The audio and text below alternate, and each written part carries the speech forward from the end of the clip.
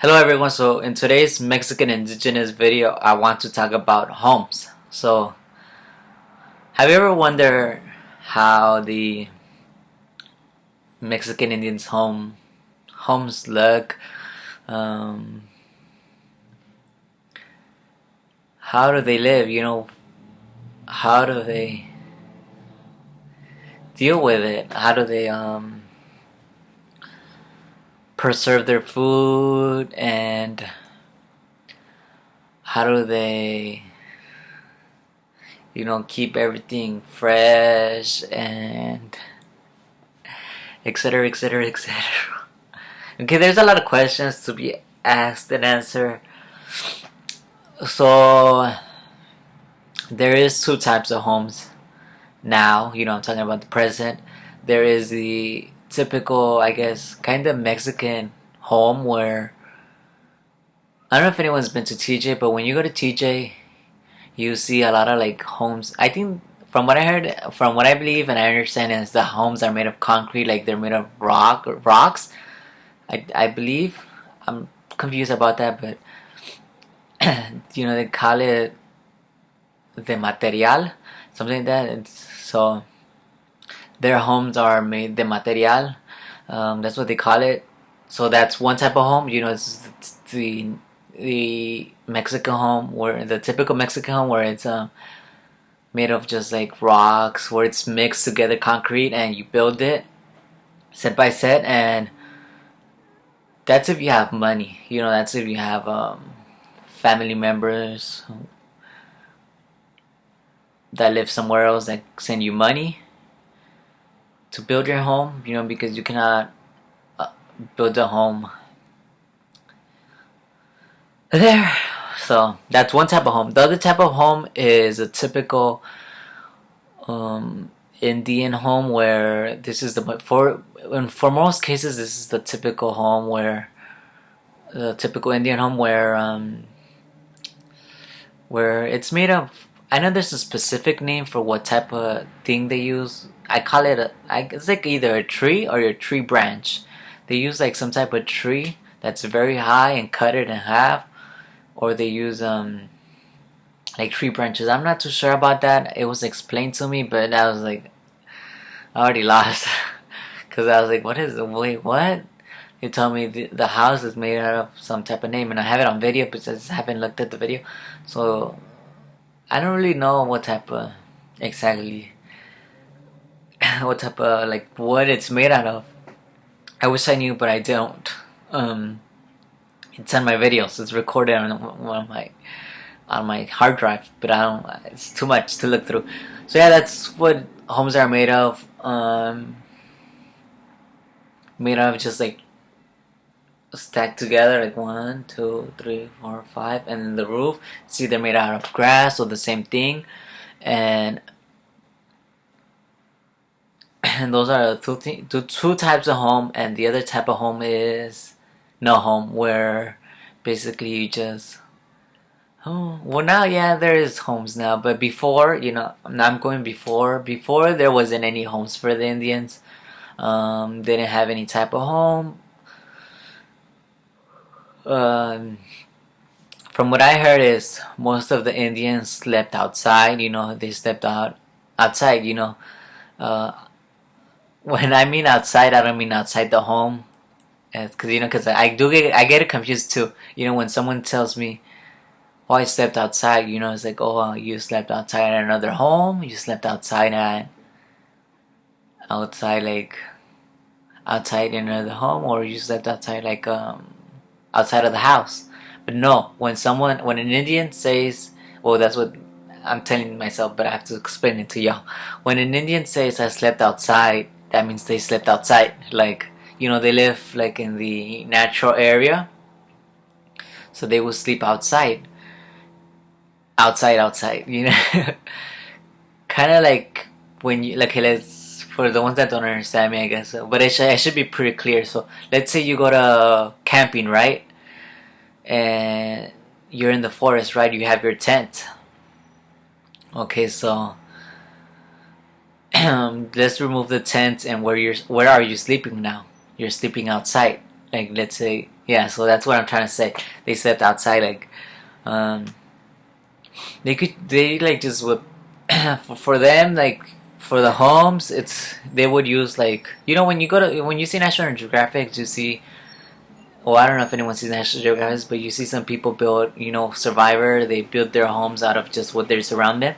That's what they used to do too. Uh, they built the homes, when it was raining, because it rains a lot, where I went, so mostly, yeah, they would use any type of material, or I don't know if material is the right word, but yeah, any type of thing they found there, because there's a lot of things to protect you from the rain, so that's what they would use to go to sleep. Other than that, what was I talking about again? Other than that, oh yeah, temperature wise, they were perfectly okay. You might think, oh wow, someone's sleeping outside. That's crazy. Actually, no, because the weather there is I don't know if I don't know. Okay, I don't know if I'm gonna say the right word. I think it's high humidity, meaning like it's hot. It's 3 a.m. and it's fucking hot. It's 2 a.m. and it's hot. It's like it's not hot like the sun's hitting you, but it's still hot. You feel warm. You can't get rid of it. You need like an air. You need a fan to get rid of that hot air. So when you think, oh, they slept outside, wow, it's like no, because the temperature there is good for them. You're not gonna be like, it's not like the desert. When you go to the desert, it goes below, below 30, below 40. It was not like that. The temperature over there is not like that. Um, so yeah, so so what was I saying again? See, I don't think like, oh wow, it's sad, because the temperature, I guess, benefit them, on their conditions, especially back then where they didn't really have a home. Um, that protect them, the weather, and when it rains, obviously rain is hard for them because you could either get a lot of rain or you could get no rain. And when it rains a lot, it'll rain, and sometimes it gets, what's the word? What's the word? When it goes high, it's high sea level, I guess, but there's no sea there. But a lot of rain comes down where it's a lot of inches. I don't even know how many inches, but where sometimes it takes your home away. So a lot of times, you hear a story though, like hurricanes, right? Oh, their homes, blah blah. So yeah, a lot of times, most of the Indians' home have been destroyed. A lot of times, many times, their homes have been destroyed. Many of the memories have been destroyed. A lot of things from the Indians have been destroyed due to weather. It's kind of hard, especially when those are your conditions. It happens. It happens anywhere too. So that is that. And since I'm talking about homes like this, I'll talk about property. They do own property. The Indians own property. It's just like they own property like any typical Mexican, where the Indians have their own constitution still. That's what the human rights says. But that's not necessarily true. You're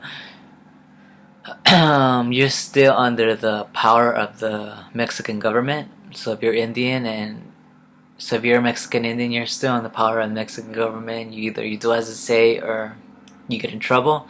So technically, Indians don't have their own rights. As they say, like, oh, they could do this or that. Not really. They don't have their own rights. They supposedly they created this law. Some type of Mexican people government where they said all Indians are supposed to be treated equal as every other Mexican. There's no, every Indian's treated like, so that is kind of true, where every Indian is treated like every Mexican. So it doesn't matter what your race is. every Indian is treated like every other Mexican. Believe it or not, yeah, that is true. But then again, I didn't say every Indian is treated equally. Every treated Indian is treated with dignity. No, but every Indian, that is not the case. But when it comes to being treated like every other Mexican, yes, that is true. Whereas you have to pay taxes for your property, you have to do this and that. So yeah, they own their own little land, and they're within a community, right? So it's a community, but it's not like it's not like they have a Indian leader. It's not like, oh yeah, I'm Indian. I'm a leader. We're gonna do this to benefit our company. We're giving out this. This is for the whole community.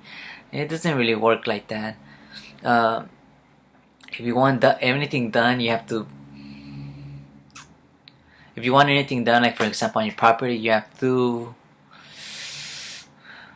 go to the Mexican government. So the Mexican government, which the people vote for, right? The people in that community vote for, and they say no, then you can't do anything about it. Yet it's your property. Yet what happened to the Indian rights? Like for example, if you want to build a bridge, and they say no to you, but you need the bridge.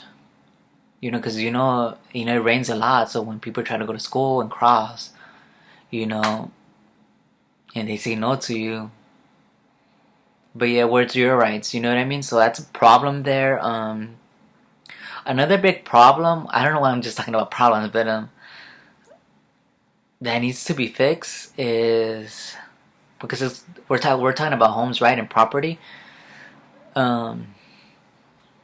It's the will. There is no will. So that sucks for them, especially for a family. When you're the father and then you have brothers and sisters fighting, or one takes control over everything. It's like just I heard some pretty sad stories. Because it's like, I mean, that's the Indian way, but I guess you know from what I heard is like sometimes when there's no will, it's like, oh well, who gets the property? The oldest brother or sister, which is mostly the older brother, gets to say like, oh, I want to sell this. I keep this, you keep that. So it's basically like the older brother having control over everything. So that's that,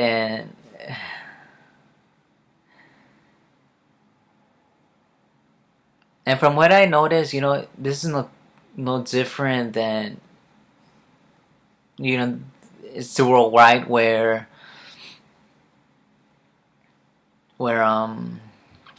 the men dominate. So it's like, if you have an older sister, or even like, let's say, wife, right? So like, let's say there's a wife, there's a husband, the husband owns the property and etc., and there's the children, right? So then the husband dies, and who? Okay, there's no will, there's no nothing like that, right? That's just like the Indian way, right? So um that Aboriginal way. So it's like, who's gonna take control of everything? The oldest son, But wait, what about the wife? What about the mother? The mother doesn't really have a say in anything because she's a female, you know. So the older brothers kind of be like, take full responsibility of that, and from my perspective, I guess I would have been like, shouldn't the parents be able to dictate who gets what property? But it doesn't work like that. And I did hear some stories about that. So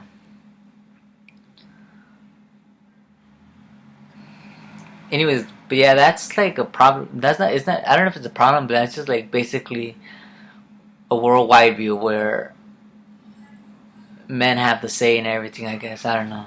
It's always been like that. So, but yeah, that's just, maybe it is a problem because, yeah, it is a problem because like um If you keep most of the property and you sell it, then you're gonna be making the money. But what about your brothers and sister and even your mom? You know, some people are just, or maybe it's just some people are just cold like that. I don't know. Um, so yeah, I think that's it. That's all I have to say. And I guess when it comes to making a will, it's more of a verbal thing. Because there really wasn't any documents back then, to say, oh, this is your property, this is my property. Most of this stuff about wills, documents, never really exist there. I mean, there's the pyramids and there's like the type of carvings in the walls, but other than that, like if you live in a community where it's 500 people, that's not the case, where it's like, oh, yeah, yeah, blah, blah, blah. It's more like verbal, right? Because it's small communities. Like, yeah, it's verbal. These documents were brought to the Indians not many years ago, maybe a couple of decades ago. I'm not really sure. I haven't really looked into that. Like birth certificates too, is like most of the birth certificates were. Who made everyone get a birth certificate? I'm not really sure. I think it was the president where they started assigning birth certificates. I'm not really sure how far that happened. But yeah, that's it. Thanks for watching. I think that's all I have to say. I think that's how I'll end my video.